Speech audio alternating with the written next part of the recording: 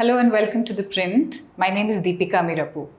We're joined today in Coimbatore for a conversation with Singai Ramachandran, a very established leader of the AIADMK, who was also the head of the IT wing and the student wing, nominated by Party General Secretary J. Lalita herself. Today, in the election season, he's here to talk to us about how AIADMK is planning a win over DMK, its arch rival. DMK as a party is much older than the AIADMK, which is still about 53 years old. DMK has been in active politics for a little over 80 years now.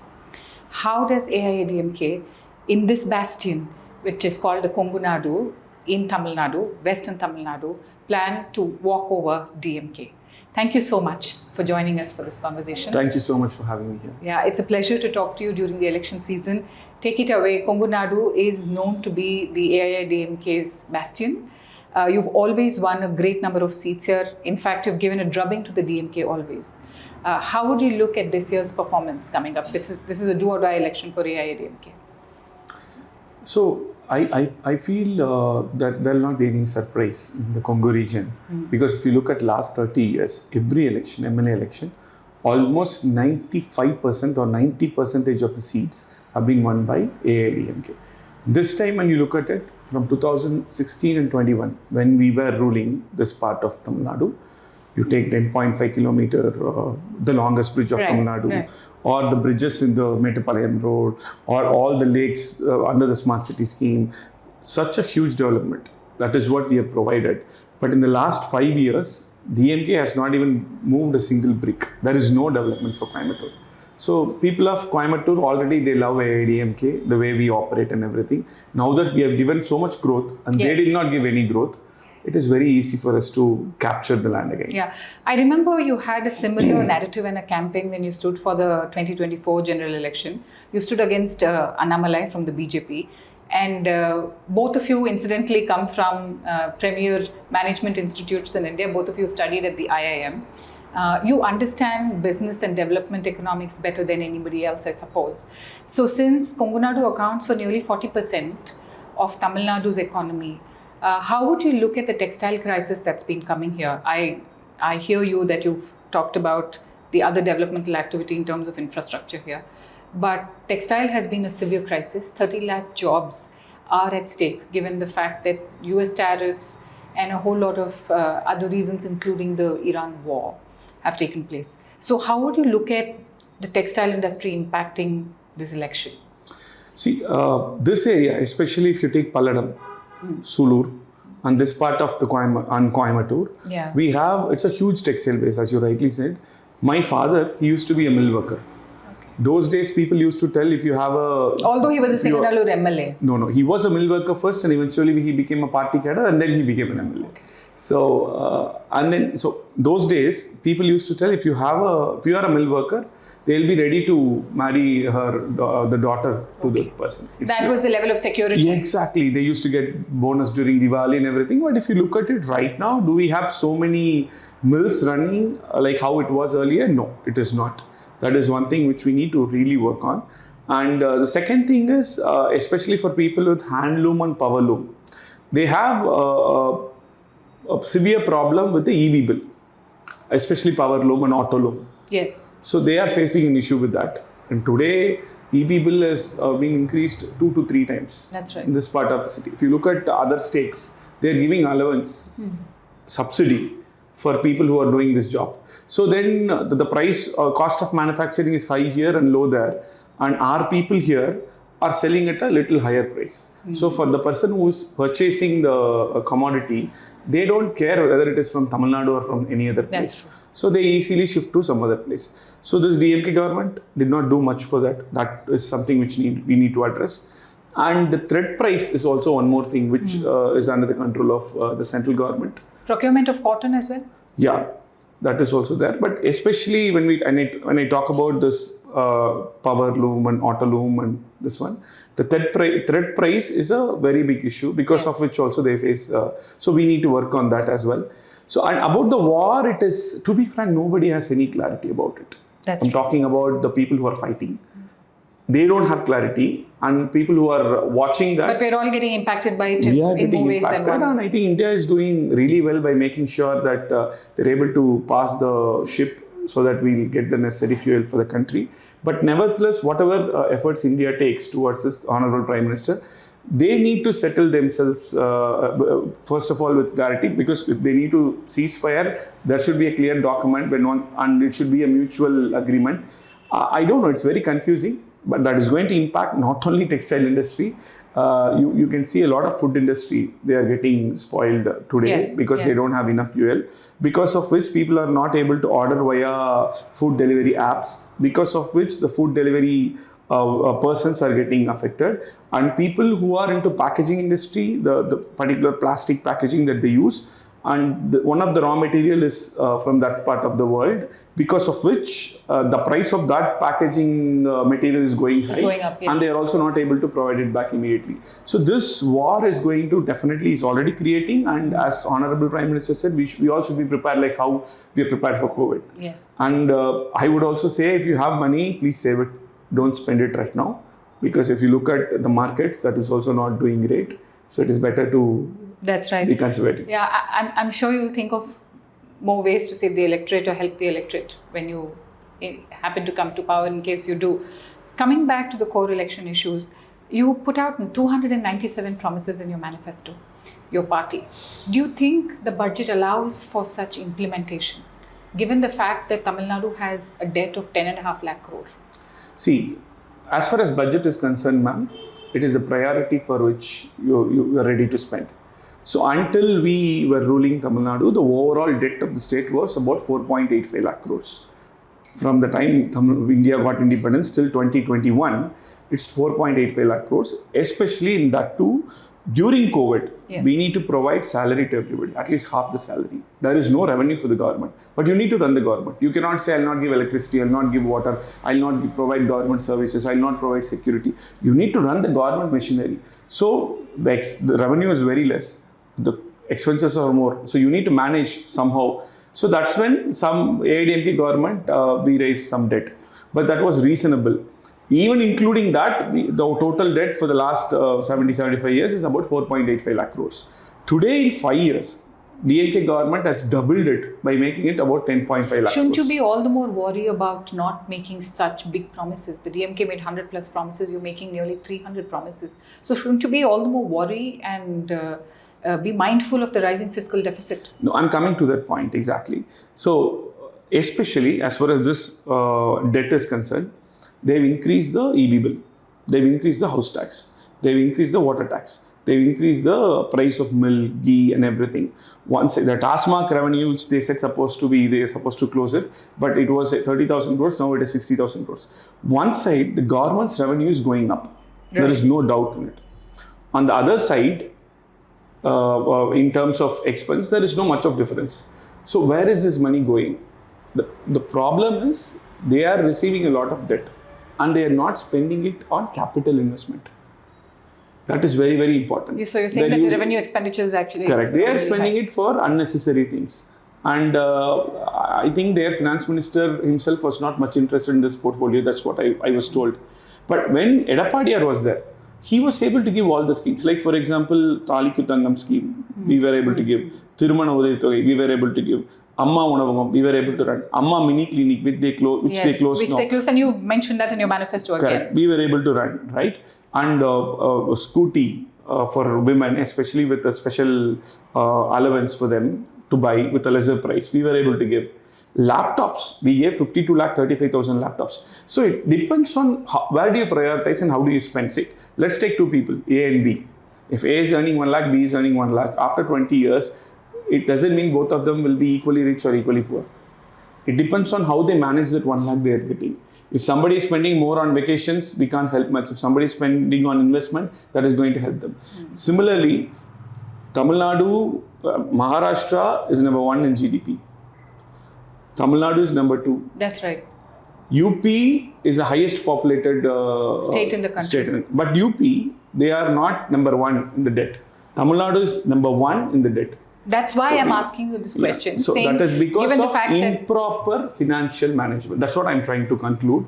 So even though they told in the previous manifesto that they're going to manage the finance in a much better way, but that's improper financial management.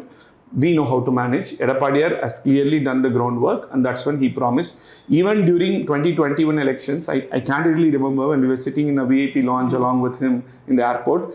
A few other party cadres and MLAs, they said, should we promise that, should we promise that? He said, no, I'm not going to promise anything which I cannot deliver. I'm going to be very clear. I'll do my research and then I'll promise and I'll stick to it. And whatever he told, he did it. Last time, if you look at it, Attikada Avinasi Thittam, even though COVID was there were a lot of struggles, he was able to implement. The longest bridge in Coimbatore, he was able to implement. The mini clinic, 2,000 mini clinics, he was able to implement.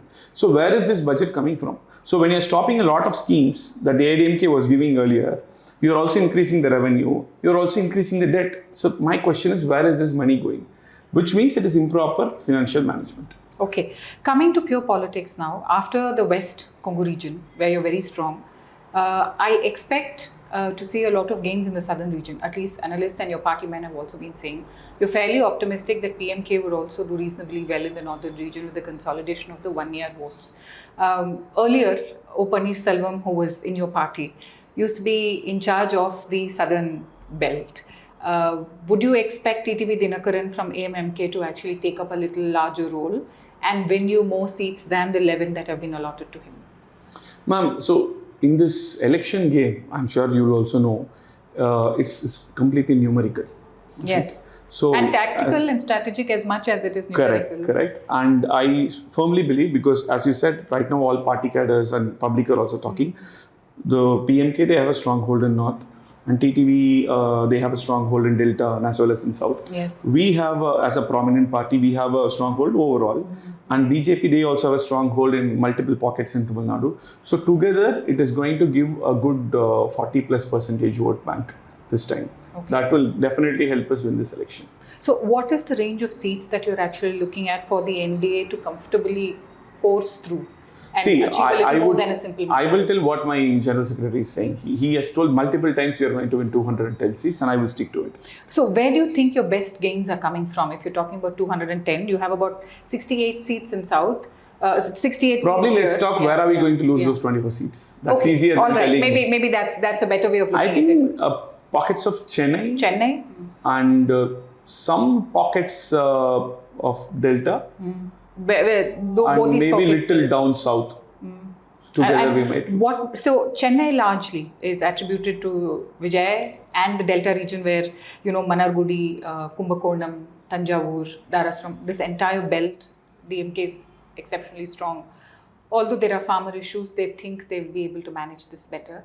So you think that these are the few pockets where you will lose out these seats? These are the few pockets. I'm saying 24 seats here and there, few is what I'm saying. Especially when it comes to Delta region. Our General Secretary, when he was the Chief Minister, he waived off the farmers' loan to everybody. And DMK has not moved even their little finger for farmers. Delta zone, today, if I'm sitting in Coimbatore, let's look at how many acres of fertile land has been used for agriculture. Compared to that, what is the ratio compared to that in Tanjavur? That is much higher. Today, I can see a lot of plots being converted, agri lands being converted into plots, and apartments are coming up. We see it positively as growth. That is definitely required, but at what cost? So there should be a place which no one can touch, and we should make sure no industry can take the agricultural land. So that is why we got Padhigakappata Velan Mandalam. So that is something which the entire farmer fraternity, they feel so indebted to Edapadiyar. Right. So, and also this Attikada Avinasi scheme. Yes. If you take this part, the E-Road and Kongu part, earlier 600, 700 feet of, after using the borewell also, we used to just get air. But today, in 100 feet, less than 100 feet, there's so much water. People are very happy about it. So, he is a farmer. He knows the problems that farmers are facing. Last time, even the Nil Manigal, that the DMK government, we did not have the godown to store. It was very difficult. So Edapadiyar went on ground. So he's a farmer. So in all way, waiving of the loan, or be it the Padhigakappata Velan Mandalam, or be it the Attikada Avinasi Thittam, in all possible ways he's helping, and he's also making sure, he also announced a scheme when he was the CM to make sure that we give a fair price to all the farmers. Right. They can bring to a place and they'll get the price that they want. So looking at the Vijay Tell me one thing that DMK has done for the farmer fraternity in the last Yes, in fact, the farmer community has been extremely upset with the ruling government. They were all also on their way to the Prime Minister's residence, I think in Delhi, and they were stopped midway at Madhya Pradesh and they were brought back. Some of them, unfortunately, even consumed human feces as a mark of protest. So yes, there is extreme amount of farmer unrest. Be that as it may, since there are many other issues for us to talk about, how do you look at the Vijay factor? Because all over Tamil Nadu, whoever I speak to, they seem to be overwhelmed and enchanted by Vijay. Although we understand that Tamil Nadu has a culture, Andhra Pradesh has a culture of voting for cine stars, MGR and Jayalalitha Madam, both of them being a case in point. How do you look at Vijay's factor impacting the narrative and his presence itself impacting electoral politics? First of all, I don't think you should compare or expect Vijay to get or lead the way MGR and Puruchithalai Amma did, because these are stardoms where they did not overnight became the Chief Minister of Tamil Nadu. MGR joined DMK, worked on the ground for so many years, climbed the ladder, and then finally when the moment came where he was thrown out, he started a party. Puruchithalai Amma also, he joined the party. Yes. He was the propaganda secretary. He was going on, he was all over going on tours across Tamil Nadu. He did the required groundwork, and over a period of time, she became general secretary. Correct. Yeah. So nobody can become a chief minister in the very first election. I'm sure Vijay also knows he's not going to become the chief minister in this election. But to what extent do you see him gaining on vote share and being a spoiler? Yeah, I'm coming to that. So I feel, yes, he has a huge fan base. He's a very good actor. I would not say he will get crowd, but that will not get converted into votes. No, that's not going to be my argument. But to be in politics, so he's saying he wants to be the chief minister. Right. In the last 6-7 months, hardly 15 to 20 times is when he has come out to the public, and that too at a far distance. There is like 20 to 30 feet distance where he talks for a scripted speech for about 10 minutes and he leaves. Yes. My worry is, if you really want to be the chief minister, you should have walked the length and breadth of Tamil Nadu. Yeah, you have to be more approachable, probably. More approachable, more accessible, and you're not even voicing the opinion for all the issues. You did not even travel to Tanjavur when farmers were crying that they did not have the go down to store. Yes. But you had time to travel all the way to Malaysia for an audio launch. You had time to travel all the way to Mumbai for a personal function. You're attending all celebrities and VVIPs functions. When you have time for all these things, when sanitary workers, when they were health workers, when they were fighting nurses, when they were fighting, protesting on ground, you did not voice out. You did not go. Chennai, it was in Chennai. And it is not that I'm a stardom, if I come, the crowd is uncontrollable. No, that's not the truth. When Puruchithalai was there, he was also a bigger stardom than Vijay, but he used to walk in the middle of the crowd. They used to maintain, they used to manage. It is possible. We have seen many cine stars who are on ground walking the length and breadth of their states. So, he as a personality is not accessible, not reachable. So, maybe he will appeal to a set of audience. Of course, some youngsters, the 25 to 40 age group. Yeah, 18 to 30, 35. Yeah. So because I'm given to understand by your own party men that the AIADMK's the age of an average voter starts from upwards of 35, closer to 40, 35 upwards. Ma'am, I feel no party will be able to stereotype like that. Even for Vijay, we cannot just say only 18 to 30 will vote for him. For AIADMK, you cannot say 40 plus will vote for him, only vote for us. You will, of course, have your own bell curve as like statistics. Yes. But he might get more votes in the younger category, is something which people are predicting based on most of his fans are youngsters. So people are believing that they will vote. I also feel if you ask, you want Vijay to be the CM or somebody else, the answer that you get, vice versa. Today, once the candidates are announced, today in Singanallur, we have our candidate called K.R. Jairam. Yes. He's on ground. Already last 5 years, he's been working really hard. He's available. He has solved so many problems. He's accessible. He has multiple offices. free people service center, a WhatsApp number to solve the grievance. So much is happening here, right? And suddenly when I see this and then Vijay, I feel, okay, if I have a problem, he is the guy I can go to. I cannot go to Vijay. Yes. And there is some Vijay's candidate. People who want change, of course, looking for change, some people will vote for them. But whether they will get a vote percentage for them to form the government or win ample number of seats, I am doubtful. Okay. They will get definitely the highest vote percentage any party has got in the very first election. Oh. That they will get, I believe. So even, but I don't think they will be able to win a lot of seats or form a government. Okay. Now, this is another probability that I keep hearing about, that if Vijay gets anything between 12 and 14%, it would be at the DMK's cost. But if there's anything more than 15%, say 15 to 18%, he will start cutting into your vote share, the ADMK's vote share. How true is this? Ma'am, if I say it is true or not true, it will be based on a speculation. See, I see Vijay behaving differently in different parts of Tamil Nadu from what I hear from psephologists. Some parts of Tamil Nadu is behaving in a different way, in other parts he's behaving in a different way. So until this untested water, until we get the result, it is very difficult to tell. Some people will claim that he will only take most of the DMK votes. They will say most of the minorities will now support to Vijay, and some people will say no, Vijay is going to take a lot of anti-incumbency votes because people who don't like DMK want to change. They used to vote only for ADMK. Yes. A small portion might go for him. So it's very difficult, ma'am. Yeah. Because out of 5.7 crore people, about I believe 4.5 to 4.7 crore people are going to vote. Different religions, caste, age group, location, emotion. Yeah. In my case, I don't watch a lot of movies at all. So I don't get connected to much of cine stars. There are people who are really crazy about it.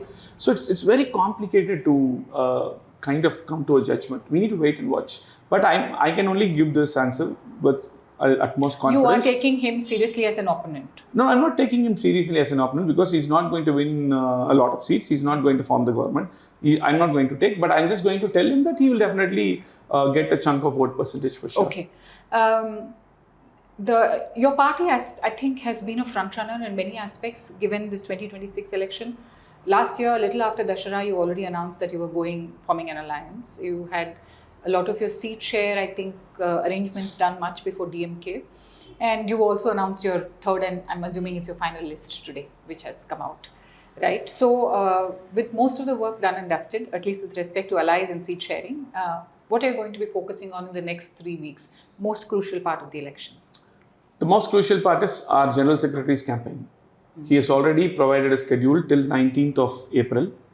He's going to travel to all the districts, number one. Number two, I see it two-way, macro narrative, micro narrative.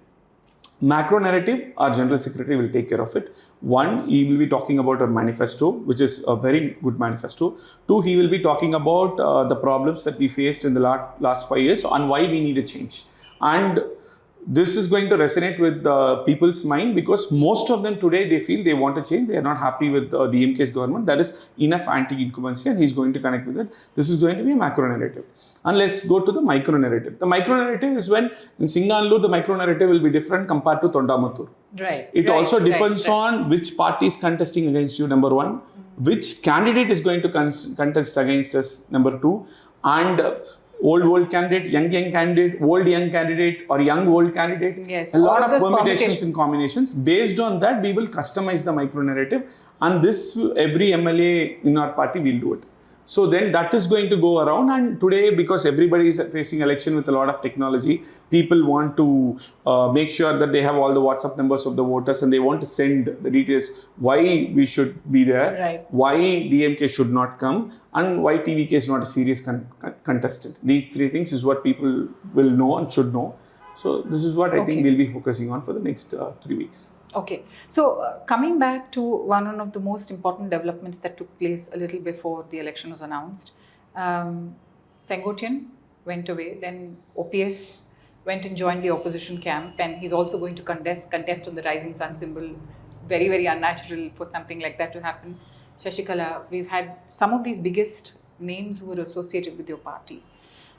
they've all gone. How is your party cadre dealing with this? Because each of them has still their own fan base and their cadre attached to them. Shashikala, of course, is a slightly longer, older story, but at least still has. Ma'am, AIADMK is a different party now.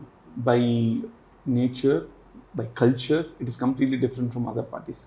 When Purachi Thalaivar MGR, when he started the party, when he was the CM until he was there, until his last breath, he was the party, and we cannot separate him and party. Yes. When he left, when he's no more, people said, no, nothing is going to happen. This party is going to just get diluted because MGR is no more. But that party cadres, they stood together. And Purachi Thalaivi Amma, she took over the party. When Amma was there, people used to say, what a command over the language, her governance. AIADMK and Amma are the same, we cannot separate. Yes. After her demise, they said, this party is going to be diluted. That's what everybody was trying also from DMK and from all the friends. But the cadres, they stood together. And then after Amma's demise, 75 seats in the history of AIADMK, that's the highest we have won. People accepted Edapadiyar. That's how we were able, because the cadres were able to stand together. Here and there, the local leaders might leave. For example, if you take Selva Ganapathy from Namakkal, he left. But still in the Namakkal area, AIADMK is winning. Let's take Muthusamy in E-Road. He went to DMK. But in E-Road, it's not that we are losing everywhere. We are winning. Sedabatti Muttaya Anna from Madurai, he left that part. Still we are winning in those areas. So OPS, according to you, if he is such a tall leader, he is shifting to DMK, should make sure at least 10-20 constituencies around his constituency should completely go to them. That is not going to happen. Because today even, because the elections are announced, the candidates are on road. Yes. It is the cadres who are going to every door, just by the candidate walking on the road and saying, Namaste, vote for me, nobody is going to vote for you. So that booth agent will go and say, this is my candidate. You vote for him because of A, B, C, D reasons. You don't vote for a DMK because of A, B, C, D reasons. He will sit there, convince and make that voter vote for 2 Leaves. Right. And 2 Leaves is a bigger brand than anybody. 2 Leaves is a much bigger brand, as much as Rising Sun is probably. So this ecosystem is what makes the candidate win, not the individual candidate. I'm sure, like, depending upon the popularity and the fan base of every candidate, they might win as low as 3,000-5,000 votes, as high as 20,000-30,000 votes at the maximum as an individual. But a party vote bank is much bigger. Right. What are you looking at in terms of transference of votes or image from the BJP, the PMK, who's also had a fair share of troubles, to ADMK? There's a lot of consolidation that has happened in PMK as well.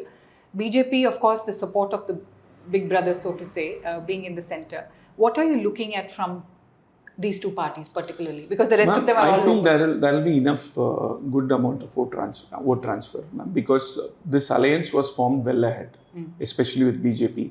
So there were multiple meetings at all levels. Today, let's take the Singai constituency. In the last 2 days, we made sure we met all important BJP cadres, PMK cadres, AIMMK cadres. We had multiple meetings at Pagadi level, ward level, booth level. And tomorrow, we are going to have a consolidated meeting with all the party workers in one place. Okay. Across parties, across your NDA. Parties, the NDA alliance meeting for this constituency, not for the entire Coimbatore. So from micro level to macro level, all levels, this meeting has been happening. And these are parties which has faced multiple elections and they know how to face and approach and gel well. And right now, if you ask me, I'll be able to give the list of phone numbers and WhatsApp numbers of AIMMK cadres, BJP cadres, PMK cadres in Singai Ramachandran. Okay. And our office team member, he will sit and for every function and everything, he will call and coordinate. That's how we aggressively work on ground when we want to defeat our opposition. So that is something, and people also accepted it, because today the common enemy is DMK.